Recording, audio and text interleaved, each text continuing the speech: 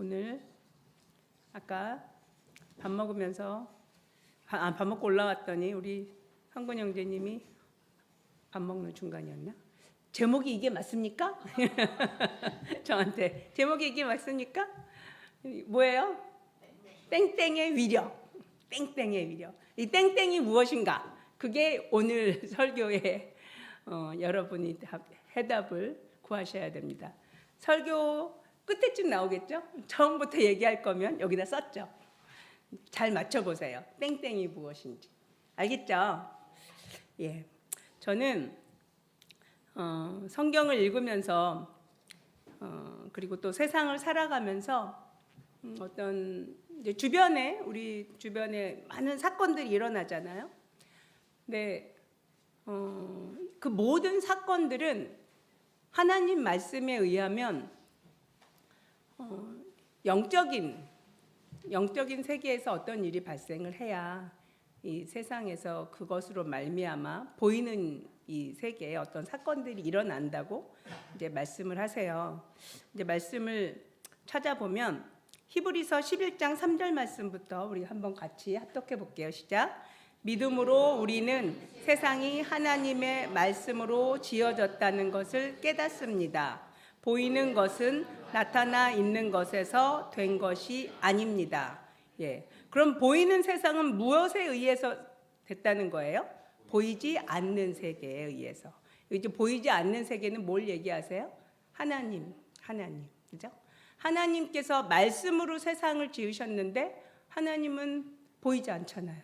그렇죠? 우리 눈으로. 말씀도 성경에 있는 글자는 보이지만 말씀 자체는 추상적인 거죠. 그래서 보이지 않는 영의 세계에 의해서 동일한 말씀이 하나 더 있어요. 고린도 후서 4장 18절 말씀 같이 읽어볼게요. 시작. 우리는 보이는 것을 바라보는 것이 아니라 보이지 않는 것을 바라봅니다. 보이는 것은 잠깐이지만 보이지 않는 것은 영원하기 때문입니다. 우리가 그래서 지금 여기에 있는 거예요. 우리가 예배드리는 이유이고 우리가 하나님을 믿고 또 영원한 천국에 대한 소망을 가지고 그걸 정말로 믿는 자들이 예배를 드리는 거거든요. 그 믿지 않으면 예배 안 오죠. 세상에 즐겁고 놀 게 얼마나 많은데 하루 종일 핸드폰만 봐도 재밌어요. 요새 왜 이렇게 재밌는 게 많은지. 먹고 싶은 것도 얼마나 많아요. 보고 싶은 것도 많고. 근데 우리는 그런 거 다 즐거워하지 않고 하나님 앞에 예배드리기 위하여 이곳에 왔거든요. 하나님은 말씀으로 세상을 지으셨는데 어떻게 지으셨냐고 나왔냐면 골로새서 1장 16절 말씀 한번 읽어볼게요. 시작. 만물이 그분 안에서 창조되었습니다. 하늘에 있는 것들과 땅에 있는 것들, 보이는 것들과 보이지 않는 것들, 왕권이나 주권이나 권력이나 권세나 할 것 없이 모든 것이 그분으로 말미암아 창조되었고 그분을 위하여 창조되었습니다. 네. 여기 보면 하늘에 있는 것들, 땅에 있는 것들, 그리고 뭐라 그러세요? 보이는 것들과 보이지 않는 것들. 그러니까 하나님께서 영의 세계도 지으시고 이 눈에 보이는 이 세상도 지으셨음을 의미를 해요. 그러면 이 영의 세계와 육의 세계를 모두 창조하신 주님. 근데 우리가 지금 이 육의 세계에 살면서 어떤 사건들이 발생을 하면 그 사건들의 배후에는 영적 세계에 어떤 일이 있는 거죠. 그러니까 오히려 짐작해서 이 세상에서 어떤 일이 발생을 하면 약간 하울링 같은 고음이 나고 있어요.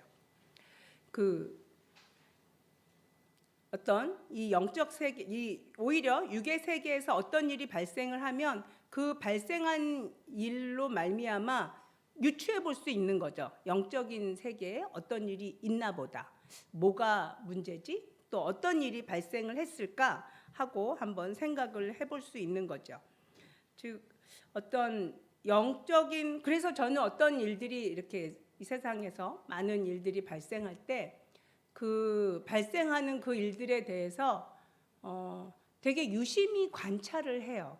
그러니까 저는 하나를 알고 싶은 거예요. 도대체 무슨 뭐 때문에 이런 일이 발생했을까? 왜 이런 일이 생겼을까? 내가 이 일을 피할 수는 없었나? 우리나라가 이 일을 피할 수는 없었나?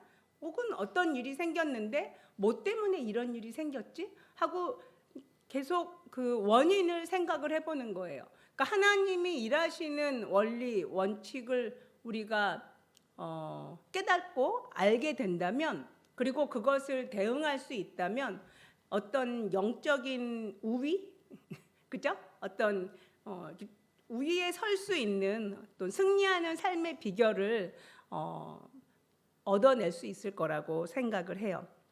오늘 이 세상에 살면서 정말 승리의 삶을, 그리스도인들의 승리의 삶을 살기 위해서 이제 비결을 이제 찾아가면서 오늘 이 제목을 정했어요. 땡땡이 그 중요한 원리거든요. 이 땡땡이. 자, 다시. 그러면 이 세계는 뭐에 의해서 조절이 된다고요? 보이지 않는 영의 세계에 의해서. 그죠? 자, 그럼 하나님은 어떠하신 분이신지, 하나님은 우리 하나님에 대해서 얘기해 볼까요? 하나님은 어떠한 분이시죠? 하나님은 창조주이시다. 하나님은 공평하시다. 하나님은 완벽하시다. 뭐 하나님의 성품에 대해서 얘기할 수 있는 게 많죠. 또 하나님은 사랑의 하나님이시다. 또 하나님은 완전하시다. 또 여러분 하고 싶은 말 없어요? 하나님에 대해서 이럴 때 아부를 하는 거예요. 하나님한테 잘 보여야 합니다. 하나님은 공의롭고 완전하시고 사랑이 넘치는 분이세요. 그 사랑이 넘치는 분인 거에 대한 증거가 우리들이에요. 죄로 인해 죽을 수밖에 없는 우리들을 우리 죄를 사해 주시고 또 하나님의 자녀가 되는 루트를 마련해 주셨잖아요. 아담이 타락하기 전에, 죄가 이 세상에 들어오기 전에는 모든 것이 완벽했죠.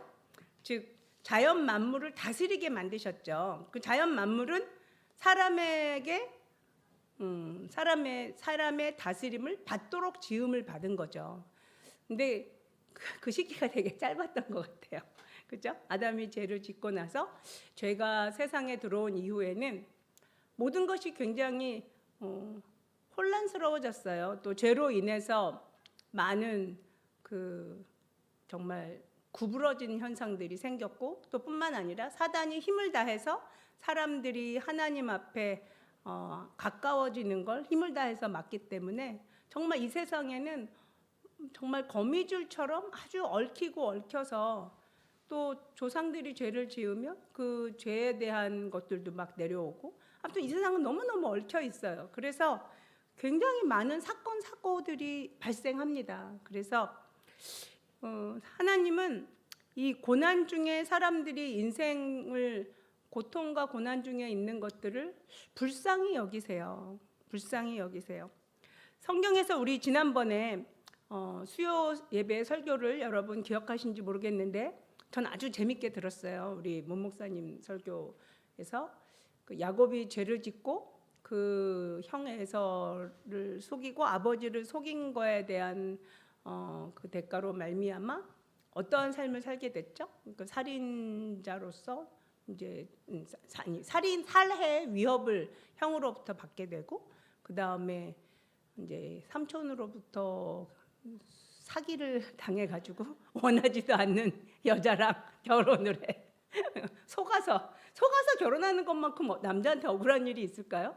더 억울한 일은 없을 것 같은데, 남자들 어떠세요? 남자분들 속아서 원하지 않는 여자하고 7년이나 고도 노동을 해가지고 노동의 대가 삭슬 지불했는데 원하지 않는 여자가 신부가 돼 있어. 아무튼 그러한 이제 그 결과를 보게 됐는데, 그렇지만 그럼에도 불구하고 하나님은 야곱의 인생을 어떻게 이끄셨어요? 생명을 보호하시죠. 그리고 많은 그 어려움 속에서도 결국은 모든 것을 협력해서 선을 이루어 가시는, 그래서 이스라엘의 12족속의 기원이 되는 많은 자손을 보게 하시고, 또 생명을 보호하시며 끝까지 구원해 내시는, 정말 그야말로 야곱의 인생을 보면 모든 것이 협력하여 선을 이루시는 하나님을 우리가 볼 수 있거든요. 저는 성경에서 이제 그런 사건들을 볼 때 개인적으로 제일 억울했던 사람이 누굴 거라고 생각을 하냐면 욥이라고 생각을 해요. 욥은 굉장히 결론할 때도 그렇고 주변에서 이렇게 대화를 쭉 읽어봐도 그렇고 굉장히 의로운 삶을 산 것 같거든요. 그리고 하나님께서 사단에게 막 자랑스러워할 만큼 굉장히 의롭게 살았는데, 아니 그럼 욥은 왜 이런 정말 이렇게 정말 끔찍한 고난을 당했잖아요. 자식을 잃고 뭐 재산도 다 날아가고, 그리고 모든 것이 한순간에 다 풍비박산이 나잖아요. 그리고 이제 아내도 당신 이러느니 하나님 저주하고 죽으라고 그러고 욕하고 떠난 것 같아요. 그리고 본인도 이제 병이 들고 생명만 건진 상태에서 이제 변론들이 오고 가는데, 저는 욥기를 읽으면서 도대체 저는 하나님에 대해서 어떤 마음이 있냐면, 하나님은 인생을 고난 가운데 두는 것이 하나님의 본심이 아니세요. 근데 그럼에도 불구하고 인생이 많은 고난이 있는 것은 죄와 사단의 역사로 말미암는 그 틈들, 우리가 정말 인간들이 죄를 짓고 또 조상들로부터 내려온 여러 가지 많은 세상에 굽어져 있는, 그래서 바른 길로 갈 수가 없는 그런 미로 같은 세상에 살면서 원수들의 끊임없는 정말 지뢰밭을 우리가 걸어가면서 정말 폭탄을 만나기도 하고 돌부리에 보이지 않아서 그냥 넘어지기도 하고, 그렇게 인생을 정말 이 세상이 험악한데, 그래서 정말 우리는 또 하나님은 멀리 보게 안 하시더라고요. 우리 눈앞에 내 발 앞을 봐야 돼요. 내 발 앞에 폭탄이 있는지 없는지, 돌뿌리가 있는지 없는지 하나님 앞에 늘 의뢰하면서 가야 되는데, 왜 욥은 그런 일이 생겼을까 하면서 욥기를 봤을 때 욥의 그 고백 중에 이게 두 가지 문장에서, 제가 찾아보진 않겠지만 두 가지 문장에서 그런 말이 나오는데, 욥이 그 일을 이제 재난을 고난을 당하고 나서 뭐라 그러냐면 두려워하던 일이 내게 닥쳤구나, 이렇게 시작을 하거든요. 그리고 또 그 자식들에 대해서 제사를 지낼 때 자식들이 혹여나 하나님 앞에 죄를 지었을까봐 묻지도 따지지도 않고 늘 생일에 하나님 앞에 이제 제사를 드리는 이제 문장들이 나와요. 그러니까 뭐냐면 하나님 앞에 완전히 내맡기는 삶을 산 것 같지는 않아요. 근데 인간은 누구도 그러기는 쉽지 않을 것 같아요. 특히 구약 시대에는. 요한일서 4장 18절에 보면, 요한일서 4장 18절 한번 같이 읽어볼게요. 시작. 사랑에는 두려움이 없습니다. 완전한 사랑은 두려움을 내쫓습니다. 두려움은 징벌과 관련이 있습니다. 두려워하는 사람은 아직 사랑을 완성하지 못한 사람입니다.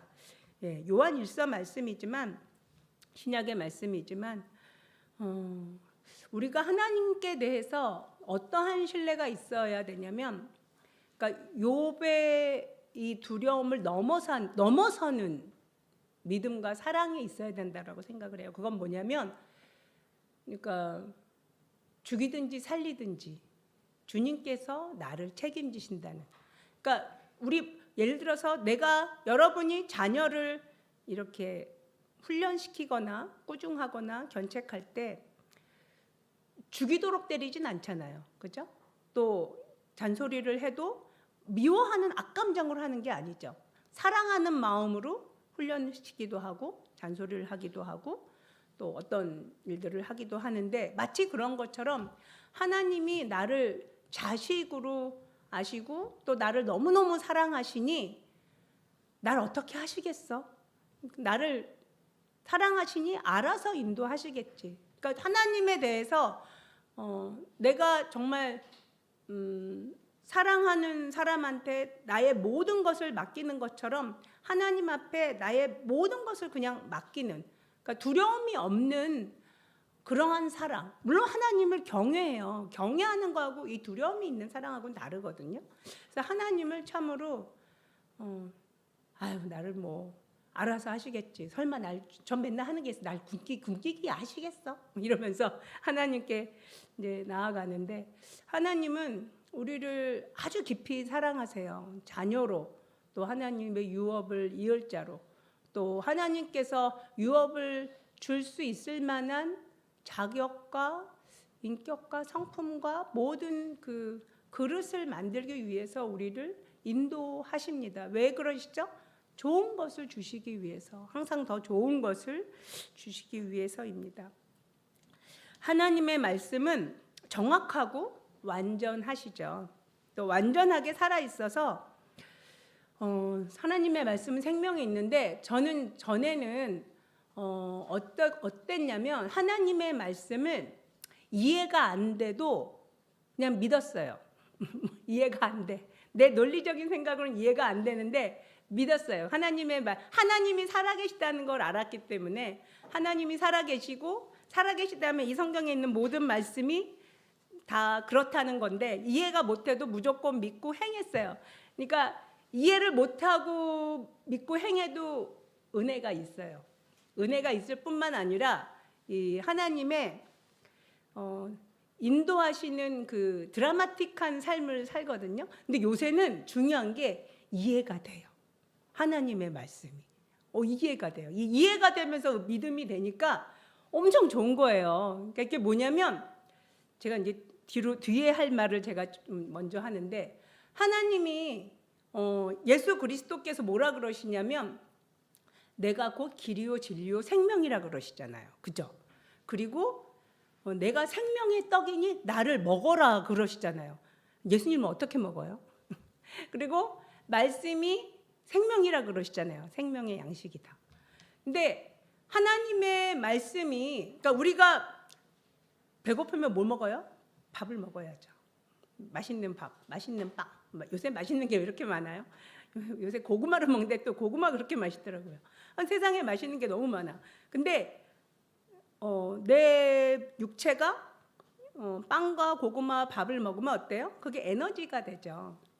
그래서 내가 힘을 내잖아요. 똑같이 내 영이 하나님의 말씀을 먹으면 그게 에너지가 되는 거예요. 그러니까 하나님의 말씀이 뭐예요? 에너지야. 에너지야. 그러니까 근데 말씀을, 밥도 안 신고 넘기면 어떻게 돼요? 쌀알이 보여요. 아무튼 물에 둥둥 뜹니다. 다 보이거든요. 근데 성경 말씀도 그냥 삼키면 소화가 안 돼서 에너지가 안 돼요. 그러니까 말씀을 어때야 돼요? 꼭꼭 씹어 먹는 건데, 이 씹어 먹는 걸 이제 하가라는, 이제 원어가 하가래요. 그 하가라는 표현을 하는데, 신학교 때 우리 그 교수님, 류호영 교수님인가? 근데 그분이 맨날 이가탕 광고 선전을 맨날 말씀하셨어요. 이가탕 광고가 요즘은 어떤지 모르겠는데, 그 당시에는 뭐라고 얘기하더라?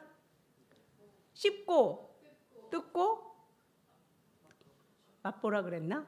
아무튼 세 가지로, 아무튼 뜯고 씹고 뭐 삼키고, 아무튼 많이 씹으라는 거예요. 많이 씹으라고. 그러니까 성경 말씀을 많이 씹어라. 곰곰이 생각해라. 이 하나님의 말씀이 우리에게 에너지구나. 내가 이 말씀을 잘 이해하면 내가 밥을 먹는 것처럼 내 영이 성장하겠구나.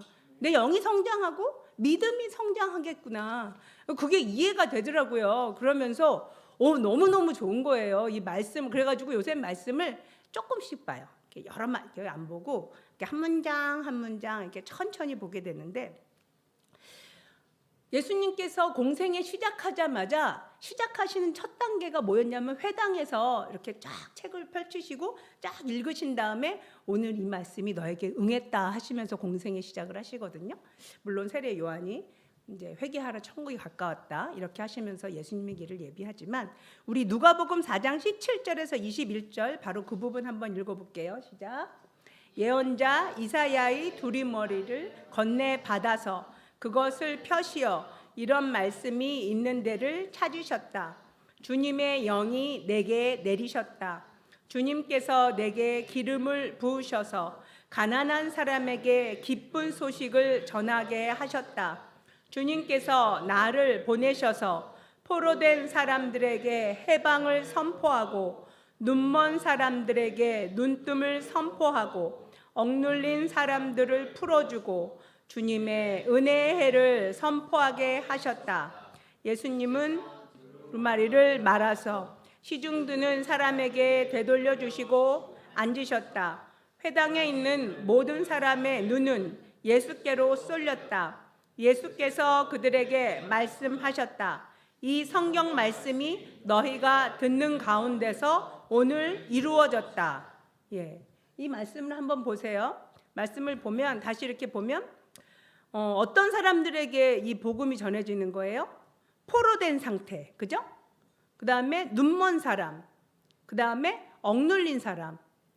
이게 다 뭐예요? 인생이 꼬인 거죠. 인생이 꼬인 상태예요. 지금 가난하고 포로되고 눈먼 상태예요. 이게 그냥 영적인 상태도 그렇지만 실제 삶도 그런 거예요. 이런 삶에 예수님은 뭐라고 얘기하세요? 그것을 해방시켜줄 해결사가 본인이라고 소개하시는 거예요. 그러니까 인생에 예수님이 그 오병이어의 기적을 일으키셨을 때 그건 뭐냐면 막 떡을 많이, 그러니까 물고기하고 먹을 그 떡을, 빵이겠죠, 빵을 열심히 복사시켜가지고 그들의 배를 다 채워줬다는 건 뭐예요? 먹고 힘내게 에너지가 된다는 거예요. 자신이 그렇다는 거예요. 우리 예수님 자신이 그러한 생명의 떡이라는 걸 그 기적을 통해서 나타내 주신 거거든요. 그러니까 인생의 고통의 모든 문제들을 해결하기 위해서, 그리고 해결사로서 예수님이 자신을 소개하신 거예요. 그럼 실제로 그러면 우리는 어때야 되냐면 우리 인생에 예수님이 해결사로 계셔야 되는 거예요. 이게 정상인 거예요. 성경에서 이 망한 케이스와 망하지 않은 케이스, 이제 두 가지 사건을 살펴볼 건데, 그게 뭐냐면 하나는 아나니아와 삽비라 사건. 아나니아와 삽비라 사건은 어떤 사건이에요? 사도들 앞에다가 자신들의 땅값을 얼마라고 속여가지고 그 자리에서 죽임을 당한 사건이 있죠. 그 다음에 헤롯 왕 사건. 헤롯 왕 사건은 기억이 잘 안 날 테니까 사도행전 12장 21절에서 23절 잠깐 읽어볼게요. 시작. 헤롯이 왕의 왕복을 입고 단상에 앉아서 백성에게 연설하니 백성들이 크게 부르되 이것은 신의 소리요 사람의 소리가 아니라 하거늘 헤롯이 영광을 하나님께로 돌리지 아니하므로 주의 사자가 곧 친히 벌레에게 먹혀 죽으니라. 벌레에게 먹혀 죽은 사건이에요. 저는 이 두 사건을 보면서 이건 어떤 사건? 만약에 아나니아와 삽비라가 예수님을 믿지 않았으면 그 믿는 그 사도들의 공동체에 들어가지 않았겠죠. 그죠? 당연히 믿는다고 했으니까 들어갔겠지. 근데 이들이 사도들에게 땅값을 속여요. 근데 저는 생각한 건데 이 교훈을 왜 그랬을까 한번 여러분 한번 생각을 해보세요. 헤롯 입장에서 보면 헤롯이 지옥 가서 엄청 억울하다고 그랬을 것 같아요. 뭐냐면 자기가 스스로 그런 게 아니라 백성들이 거기 모여 있는 사람들이 왕한테 아부하느라고 막 이 목소리는 신이야. 헤롯 당신은 신입니다. 막 이러면서 막 부추겼단 말이에요. 근데 그 부추긴 거에 대해서 헤롯이 부응하지 말았어야 되는데 그걸 받아들인 거죠. 받아들이고 거부하지 않고 영광을 하나님께 돌리지 않아서 벌레에 먹혀 죽었단 말이에요. 누가 그렇게 충동질했을 것 같아요? 사단이 그런 거예요. 사단이 충동질을 한 거예요. 백성들을 시켜서, 사람들을 시켜서. 끊임없이 사단은 악한 일을 적극적으로 만들어내요. 그러니까 우리는 적극적으로 악을 만들어내는 이 사단의 계략을 알아야 돼요. 그래서 넘어지지 말아야 되거든요. 자, 이건 퀘스천 마크로 두고, 그런데 성경에는 또한 큰 죄를 짓고도 하나님 앞에 정말 쓰임받은 인물들이 여러 명 나오는데, 첫 번째가 다윗. 다윗 여러분 잘 아시는 것처럼 사랑을 받고 잘 주님 앞에 주님께 많은 시편도 만들면서 굉장히 크게 쓰임받은 이스라엘의 왕이지만, 그가 밧세바를 취하잖아요. 근데 밧세바를 취하고 그리고 그 죄가 이렇게 쭉 지속이 되잖아요. 그 남편도 이제 죽이게 되고, 근데 남편을 죽이고 나서 나단 선지자가 와서 말할 때까지 죄인 줄 잘 몰랐던 것 같아요. 나단 선지자 죄가 죄인지, 그러니까 그 당시에 왕은 그 정도는 해도 되는 게 그 당시의 문화였던 것 같아요. 하지만 나단 선지자의 말을 듣고 다윗은 어떻게 했어요? 즉시 회개했죠. 굉장히 중요한 거죠. 즉시 회개했어요. 그리고 또 인물 중에 베드로가 있어요. 베드로는 어땠어요? 예수님 3번 부인했죠. 막 아니라고, 막 나 모른다고. 어디 구절에는 누가복음 저주했다는 말도 나와요. 나는 그런 사람 모른다면서. 3번이나 그러고 나서 즉시 베드로는 어떻게 했어요? 심히 통곡했어요. 뭐 한 거예요? 회개한 거죠. 오늘의 땡땡의 답이 뭐겠어요? 회개. 제 오늘의 설교의 제목이 뭐예요? 회개의 능력. 베드로, 또 바울이 있어요. 바울은 성경에 회개했다고는 안 나오는데, 바울은 어떤 죄를 졌어요? 예수님 믿는 자들을 지독하게 핍박했죠. 그리고 그게 옳은 거라고 생각하고 죽을 힘을 다해서 온갖 열정적으로 하나님을, 예수 그리스도를 믿는 성도들을 핍박했거든요. 근데 예수님한테 부르심을 받고 나서 그가 사도로 쓰임을 받을 때 그의 일생의 삶이 어땠냐면 텐트 메이커로 살았어요. 그러니까 계속 돈을 스스로 먹을 걸 자기가 구하면서 살았고, 또 우리 조 목사님께서 그때 설교 때 말씀해 주신 것처럼 정말 이방인의 사도로서 아주 끔찍한 고난을 너무너무 많이 겪었어요. 1년에 한 번, 2년에 한 번씩 죽을 고비를 넘겨가면서 이방인의 정말 전도 사역을 위해서 죽기까지 헌신한.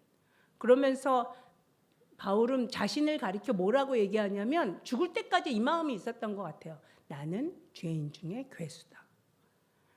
근데 그 뿌리가 저는 그걸 거라고 생각해요.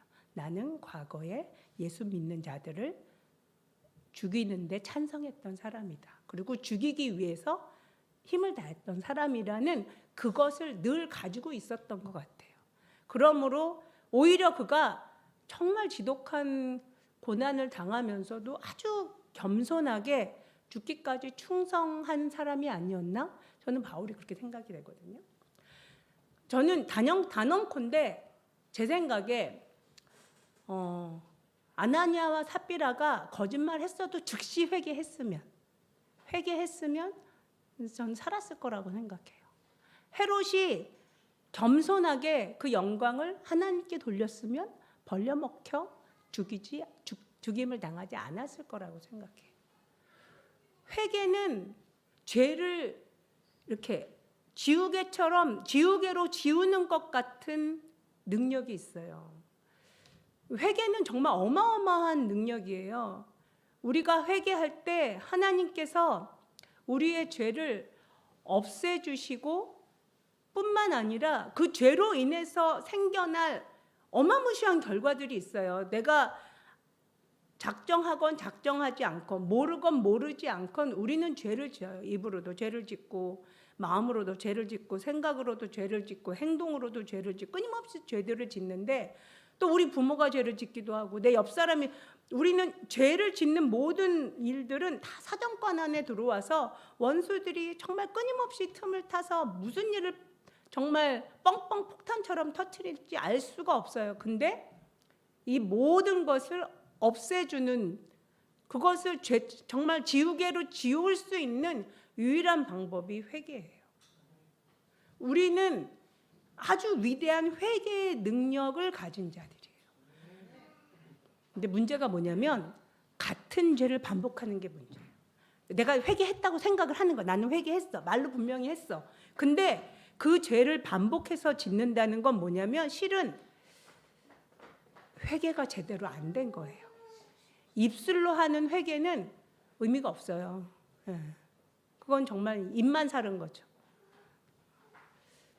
마치 베드로가 정말, 근데 이 베드로하고 바울하고 이 놀라운 공통점이 있는데 그들이 그 죄들에 대해서 예수님이 직접 와서 해결을 해주세요. 베드로도 예수님이 직접 오셔서 3번이나 네가 나를 사랑하느냐 물어보시면서 그것을 덮어주시고 치유해주시고 마음을 토닥여주시고, 바울에 대해서 어때요? 직접 나타나셔서 네가 왜 나를 핍박하느냐. 왜냐하면 바울이 예수님을 몰랐으니까 그것에 대해서 예수님 직접 나타내 주시면서 바울을 만나 주시거든요. 우리가 회개는요, 하나님을 만나야 돼요. 하나님을 만나야 회개가 되는 거예요. 하나님을 만나는 건 나밖에 몰라요. 옆 사람도 모르고 누구도 몰라요. 내가 하나님을 만나서 회개하면 그때 진짜 돌이킴을 받아요. 내가 돌이켜짐을 하나님으로부터 당해요. 그래서 같은 죄에 다시는 빠지지 않을 수 있는 하나님의 능력이 임해서 변하는 거예요. 그래서 삶이 변하고 사람을 변화시키는 건 이것밖에 없어요. 우리가 무슨 재주로 우리가 변해요? 우린 변할 능력이 없어요. 하나님께서 우리를 변화시켜줘야 되는데 시작이, 그리고 정말 아주 중요한 비결이 이 회개예요. 제가 설교를 8시 반까지만 하려고 지금 3페이지 하다가 끝을 했어요. 그래가지고 4페이지, 5페이지, 7페이지까지 잡았는데 거의 7로 넘어갔어요. 8시 반도 다 됐고. 그래서 오늘 여기까지 마무리하는데 중요한 포인트는 다 전달했다고 생각합니다. 이 시간 기도할 때 정말 우리가 가진 정말 최대의 무기, 뭐죠? 회개. 예.